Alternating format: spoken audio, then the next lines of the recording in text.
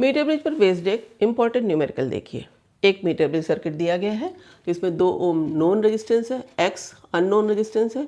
Balancing length left side of the wire से 40 centimetre पर है।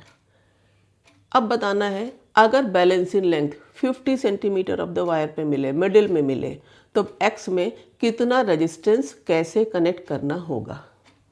सवाल को 2 हिस्सों में लगाना पड़ेगा। पहले जब बैलेंसिंग लेंथ 40 सेंटीमीटर पर मिल रही है तब एक्स की वैल्यू क्या है ये निकाल लें।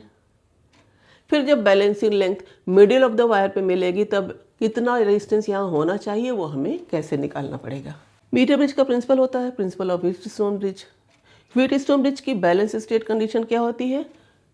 P/Q = R/S, 2/x = balancing length upon 100 minus balancing length. यानी अगर ये 40 है, 1 मीटर का लंबा तार होता है तो ये कितनी बची? 60। 2/x = 40/60 से x की वैल्यू कितनी आ गई? 3 ओम। दोबारा में कहा जा रहा है कि अगर balancing length mid of the wire पे मिले तब दोनों लेंथ का रेशियो तो 1 हो जाएगा ना, 50/50, 1 मीटर लॉन्ग ही तो वायर होता है। अब क्या हो जाएगा? मान लेते हैं इस x की वैल्यू x डैश हो गई तो 2/x डैश = 50/50 यानी x डैश की वैल्यू 2 ओम हो गई। अब सोचो सवाल में क्या निकालना है। बैलेंसिंग लेंथ 40 सेंटीमीटर पर पहले रेजिस्टेंस 3 ओम है। अब बैलेंसिंग लेंथ जब 50 हो जाए तो इसको 2 ओम करना है। 3 से 2 करना है, रेजिस्टेंस घटाना है तो दूसरा resistance wire, unknown resistance wire जोड़ना पड़ेगा। और कैसे? पैरेलल में। क्यों पैरेलल में? क्योंकि पैरेलल में ही रेजिस्टेंस घटता है।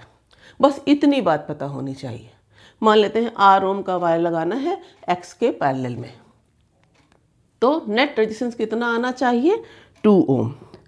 वही फॉर्मूला लगा दिया, 1/2 = 1/3 + 1/r।